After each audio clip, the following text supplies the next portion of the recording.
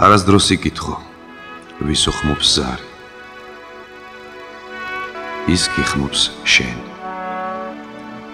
ჯონ დონი.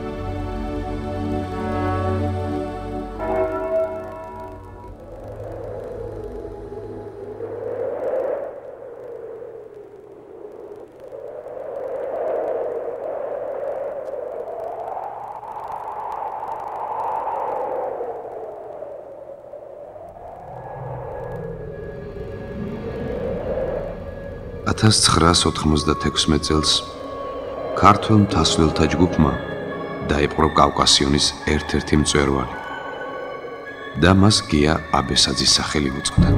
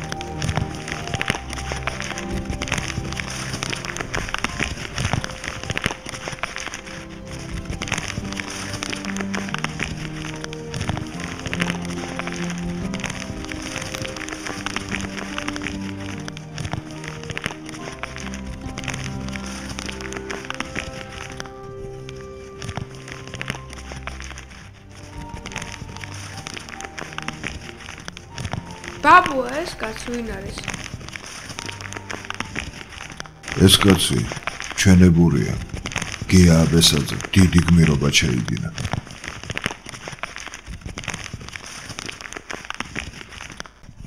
ბაბუ, გმირობა რა არის?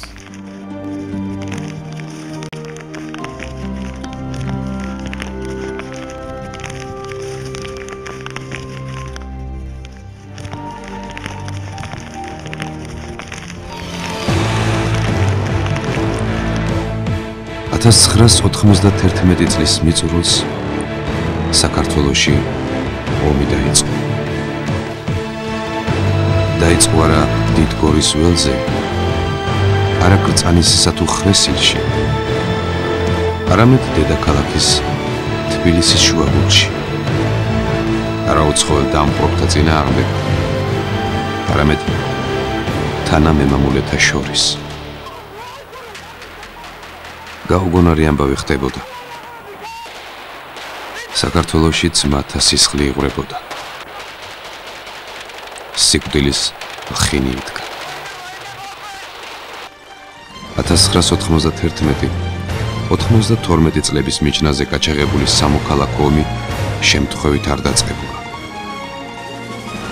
ეს იყო ტრაგიკული შედეგი უმწვავესი პოლიტიკური უნებათა ღელვისა, რომელმაც თავის კულმინაციას 1991 წლის შემოდგომაზე მიაღწია.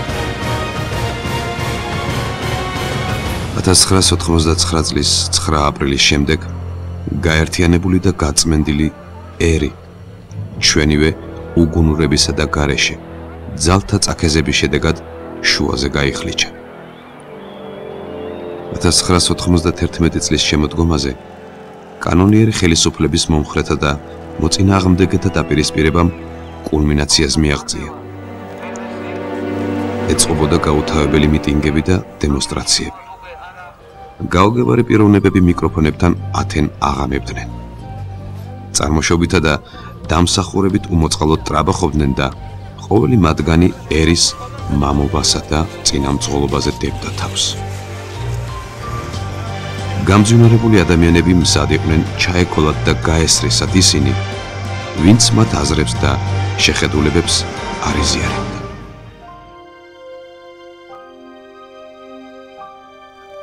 ამ დროს თბილისის ცენტრში ცხოვრობდა ერთი კაცი. კაცი, რომელსაც საქართველოს გადასარჩენად ერთადერთი გზა ერთმანეთის მოსმენის, ურთიერთგაგების და შერიგების გზა ეგულებოდა. ხალხი მაშინ გია აბესაძეზე გაცილებით უფრო ავტორიტეტული და ღვაწლმოსილი ადამიანების სიტყვას არაფრად აგდებდა და ვიღაც უბრალო ექიმის ხმას აბარას გაიგებდა. არადა მდგომარეობა დღითი დღე იძაბებოდა. ერთი ბრძენკაცის თქმით, ადამიანი ისეა მოწყობილი, რომ მოყვასის უბედურებას ადვილად უძლებს. გია აბესაძე იმ მცირე რიცხონ ადამიანებს მიეკუთვნებოდა, ვინც მოყვასის უბედურებას ადვილად ვერ უძლებს. ასეთ კაცებზე ამბობენ, ერის წყლული აჩნდა წყლულადო. და გია აბესაძემ გადაწყვიტა.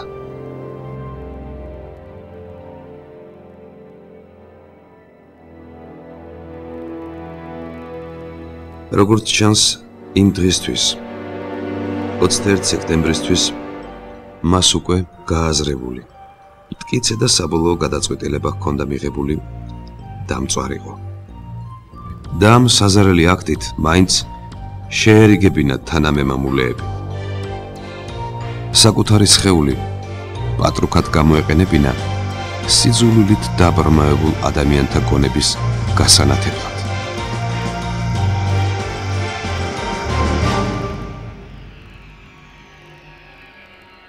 იმ დღეს საშინელი სიზმარი ვნახე და მთელი დღე აფურიაქებული ვიყავი. როცა გია მიტინგზე წასვლა გადაწყვიტა, თავიდან სასტიკი წინააღმდეგობა გაუწია, მაგრამ თუმცა საბოლოოდ ის მაინც წავიდა. როცა დააგვიანდა, მართალია ძალიან აფურიაქებული ვიყავი, მაგრამ ვცდილობდი თავი დამემშვიდებინა. თუმცა მეგონა რომ სამსახურში იყო წასული. ხოლო როცა დამტვრობის ცენტრიდან დაგვირეკეს და შეგვატყობინეს, რაც ხდებოდა, როცა უკვე რეალურად გავათვიცნობიერე, რა ტრაგედიაც დატრიალდა ჩემ თავს, აი მხოლოდ მაშინ მივხვდი, რომ ეს სიზმარი წინასწარმეტყველური იყო.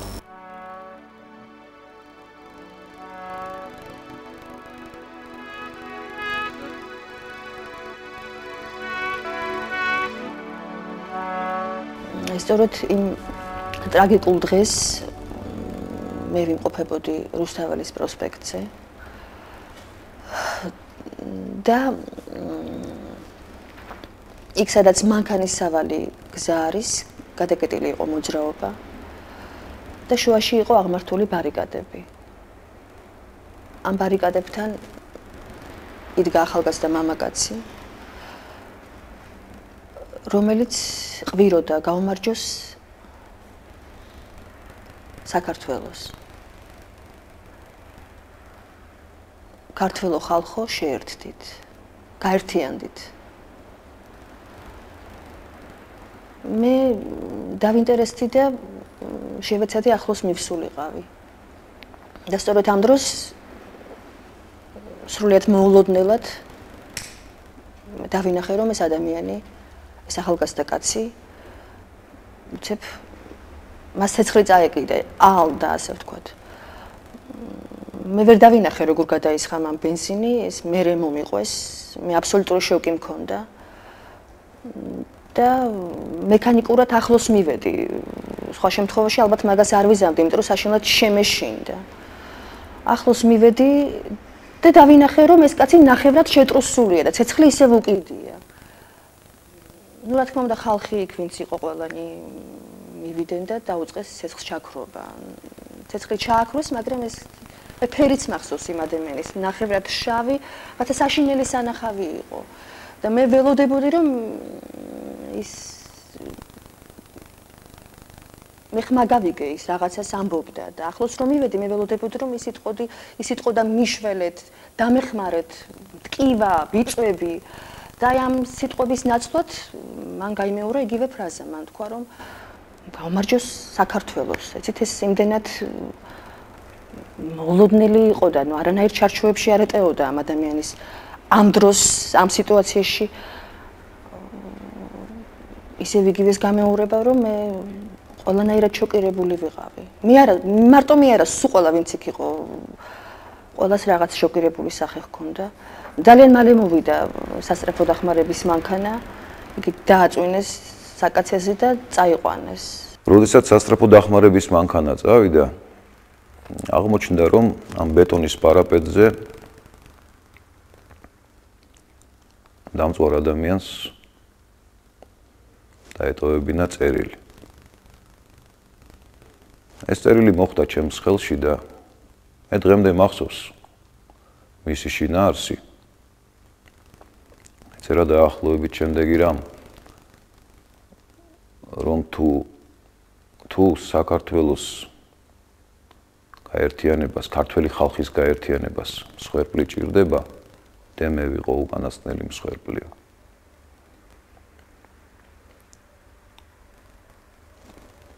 ძალიან არაერთგვაროვანი რეაქცია გამოიწვია ამ ფაქტმა. იქ დამსწრეთა შორის.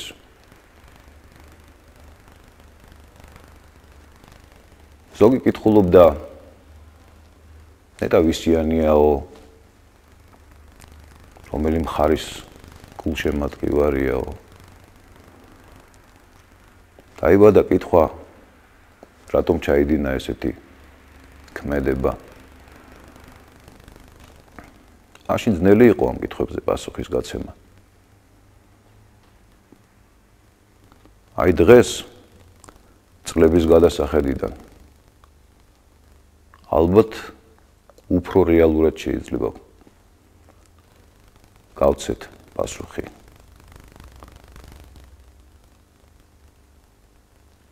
ამ კითხვებს. ფაქტიურად ეს იყო ადამიანის ყვირილი. მას მხოლოდ ალბათ ესე შეეძლო გამოეხატა თავისი გზნობა, თავისი დამოკიდებულება.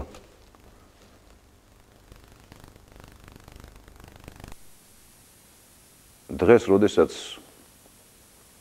კაფეოდ ჩანს, რომ საზოგადოების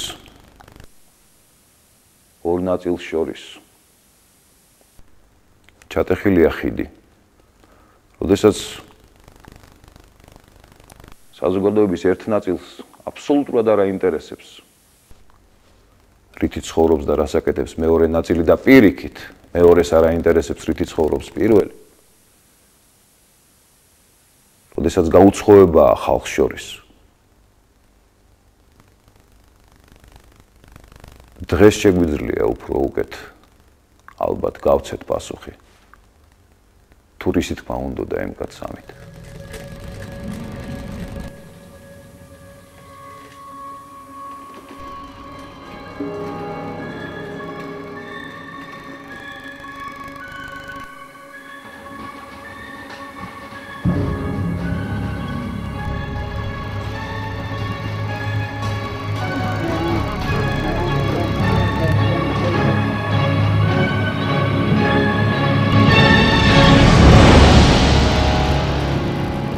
შებინდებისას მოიყვანეს ახალგაზრდა კაცი გვარად გია აბესაძე. დაზიანება შეფასებული იქნა როგორც უკიდურესად მძიმე დაზიანებად 75-80% ეს არის სიცოცხლეს და შეუთავსებელი დაზიანება. რასაკვირველია, სხვა ძალა არ იყო, მთელი აქცენტი ექიმებზე იყო გადატანილი. და მივედი რომ კან გავამხნეო უთხრა რომ ჩვენ მასთან მდგევართ. ყველაფერ ამას არ ქონდა აზრი. მე ეს მივხვდი მისი მზერიდან.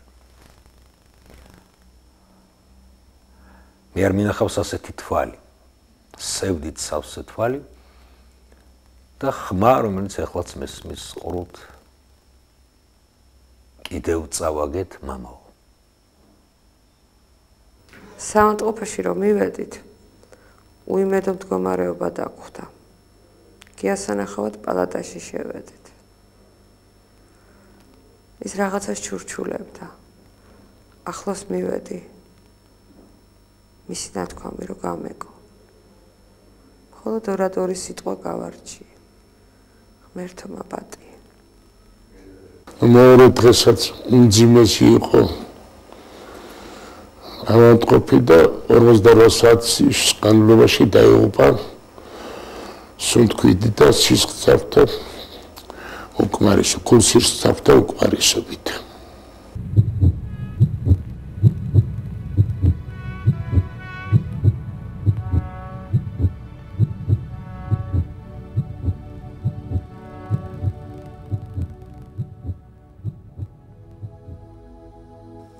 რამდენადაც რთულია მოვლენა, იმდენად მეტია ჭორი და იმდენად ბევრია თვალსაზრისი ამა თუ იმ მოვლენას. უფალი ბრძანებს კაცნი ბრიყვნის სახესა ხედავენ კაცისასა, ღმერთი ხედავს სულსა. ამიტომ ჩვენთვის კაცთათვის ძალზე მნიშვნელოვანია ვცადოთ, შევიმეცნოთ ერთმანეთი, გავიგოთ ერთმანეთის სატკივარი. სერელობა ამ შემთხვევაში უგონობას ჰგავს და არაფერს სიკეთეს არ მოგწევს.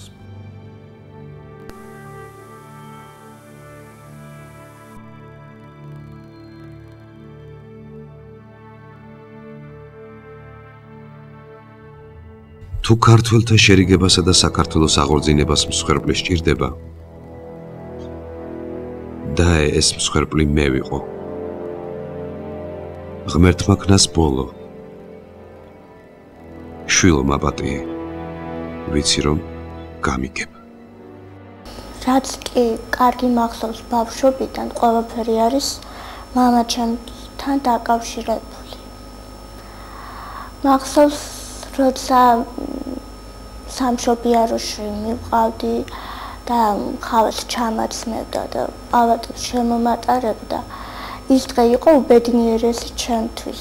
დიდი სიამაყით აქეთ-იქით ვიხედებოდი და აი თითქოს ბავშვობიდან ვექრთლობდი, რომ მე უნდა გამختარიყავი ექიმი. ძალიან მიჭირს ამის გახსენება. და ყოველივე ამის შემდეგ ჩემთვის ძალიან ძნელი ასატანია და გულს მტკენს ის გარემოება, რომ მამაჩემის ნაბიჯი არ აღიარეს, რომ ის მან ამ გადადგმულმა ნაბიჯმა შედეგი არ გამოიღო. თუნდაც ის ფაქტი, რომ მე უცხო გარემოში ხვდები და იგებე, რომ მე ობოლი ვარ, თავისთავად ჩდება კითხვა, რომ რითი მყავს მამა დაღუპული. მე ვამბობ, რომ მამაჩემი გია აბესაძეა და ეს მათთვის მხოლოდ სახელი და გვარია, არაფრის მთქმელია. და მე თავიდან ბოლომდე მიწევს ხოლმე მამაჩემის ნაბიჯის მოყოვა და სამწუხაროდ ათლეს ხდება ხოლმე საკმარისი გაიგონ მამაჩემის საქციელი. მე მეგონა, რომ ყველაზე მეტად მამაჩემს მე ვუყვარდი, მაგრამ აღმოჩნდა, რომ მას ჩემზე მეტად საქართველო ყვარებია.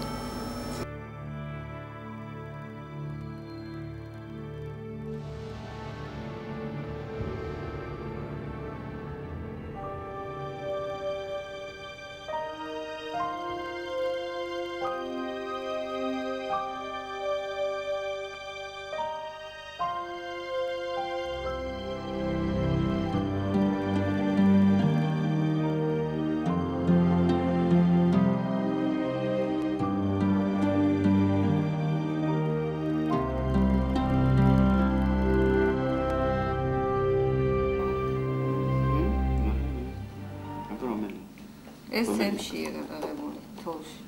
თოლში. იცი რა კარგად იყო იქ. ამ სამყაროა. ამაში რო ყავს 78 იყო და ენის საკითხზე იყო ამბავი მაშინ. მე მეოთხეზე იყო თუ მესამეზე არ ვიცი. არ მახსოვს კარგად. ხო და ეს იქ დაჩოქილი იყო, სანამდე არ გამოაცხადა იმან რომ დარჩება სახელმწიფო ენა ქართული ენა თუ მანამდე არ ამდგარა ნიკი და მგონია ამეც იყო.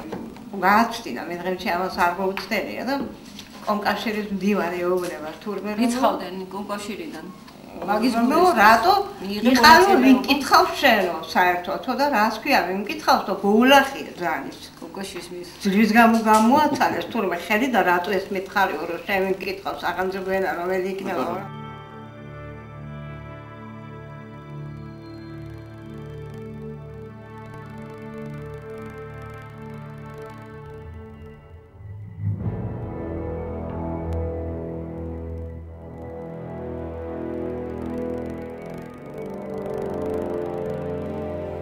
და მაინც რა მაიძულა ეს ყოველმხრივ შემკული გაწონასწორებული კაცი კარგი ოჯახის პატრონი ჩვენი არეული და არეული დროისათვის საკმაოდ უზრუნველყოფილი ექიმი ყოველივე ეს დაეთმო და თავი შეეწირა იდეისთვის რომელიც თითქმის არავინ გაიზიარა და კიდევ უფრო ნაკლებმა გაითავისა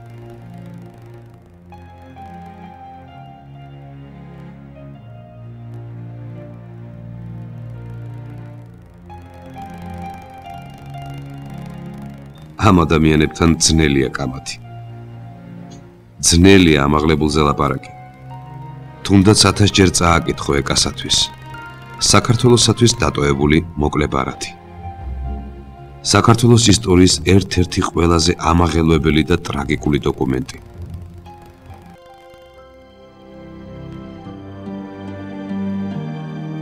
ჩვენ ადამიანებს ძალიან გვიძნელდება ჩვენს მეზობლად ჩვენს დროში მცხოვრები ადამიანის გმირად აღიარება. ამისათვის საუკუნეები უნდა გავიდეს. ასე დაიწყო თავი პრაღაში ჩეხმა ვაჟკაცმა, როდესაც იქ საბჭოთა დამპყრობლები შეიჭრა. ის ვაჟკაცი ვითარცა მშობელ ერისათვის, თვითშეწირული, მისმა ხალხმა ეროვნულ გმირად გამოაცხადა.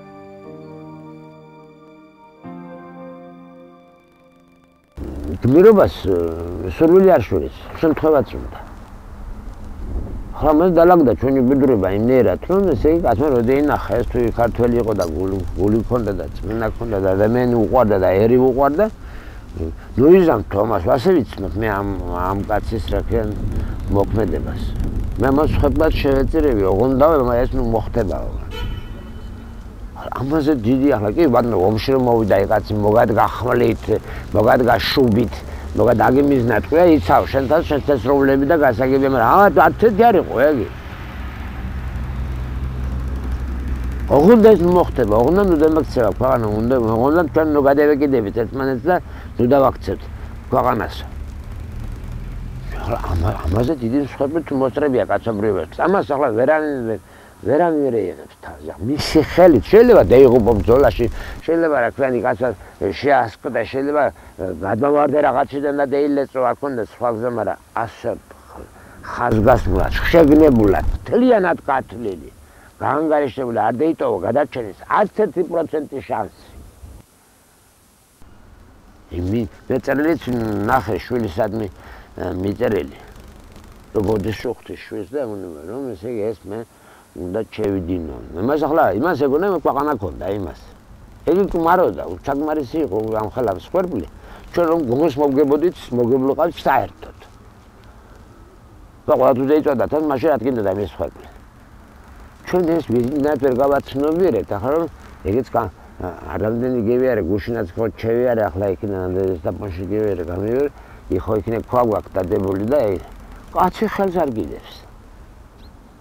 და ძეგლები იდგება იმისთანები და იუბილეები მართება ისეთი რაც მარტის რაჟდება. გელმეუნეთ მაგას არ უნდა განსაკუთრებული არაფერი, მაგას უნდა ახლა კაი თვალი, კაი ერთი დიდი ლოდის დადგმა, ხასიათი ბუნებრივი. არ უნდა იმას წვალება, ჩიჩქნა, მე გაპრიალება, მე იმის წასობა და მე ოქროებში და იმაში ჩასმა. ეს თვითონ ბუნებრივი იყო ის კაცი, იმიტომ რომ ჯარისკაცი კი იყო, ბუნება იყო, მისი ერთგულება ქვეყნისა.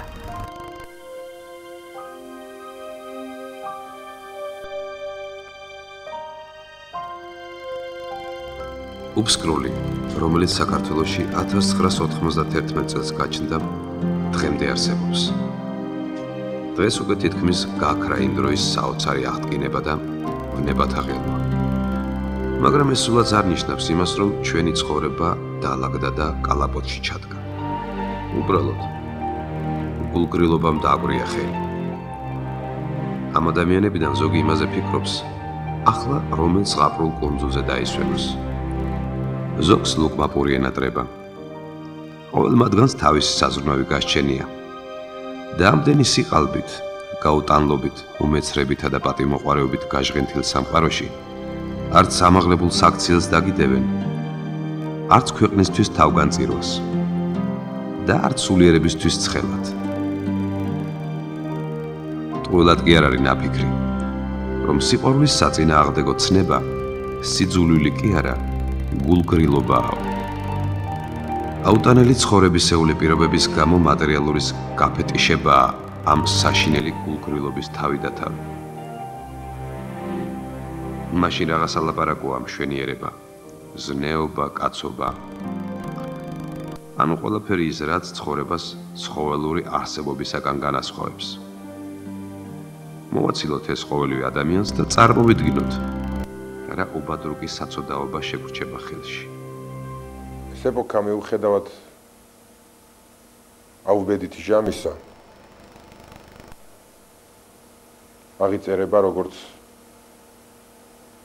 ეპოქა, რომელსაც ყავდა გულანთებული ვაჟკაცები, რომელთაც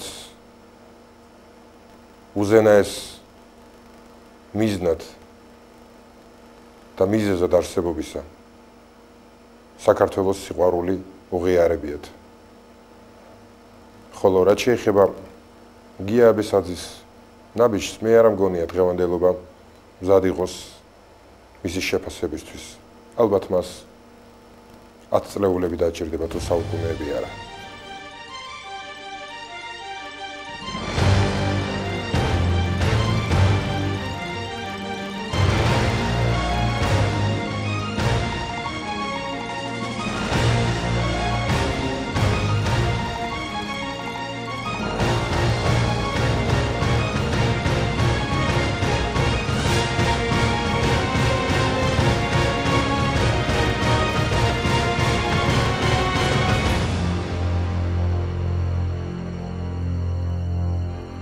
საუკუნეც მიიწურა, სრულად ქართველთათვის, ჟამი ესე უჟმური და უგუნური. დავიდრემდე უფალო ლოდინი თაობისა, რომელიც შეიცნობდეს ზეგარდმო სიწმინდეს ერისათვის. გია აბესაძის თვითშეწირვისა და მის ნეშტსაც აღმართავდეს მთასა წმიდასა, სწორედ იქ, სადაც მას ელის წმიდა სამება ეროვნული.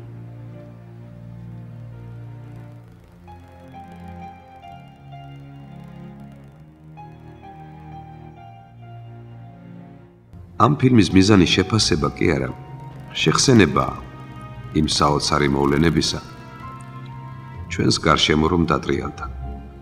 შეხსენება იმისა, რომ ჩვენს შორის დღესაც არიან, დღესაც დადიან, დღესაც არსებობენ საქართველოსთვის ანთებული ადამიანები. სიცოცხლით, სიყვარულით და კიდევ ერთხელ სიცოცხლით ვემსახუროთ ჩვენს საფიცარ სამშობლოს.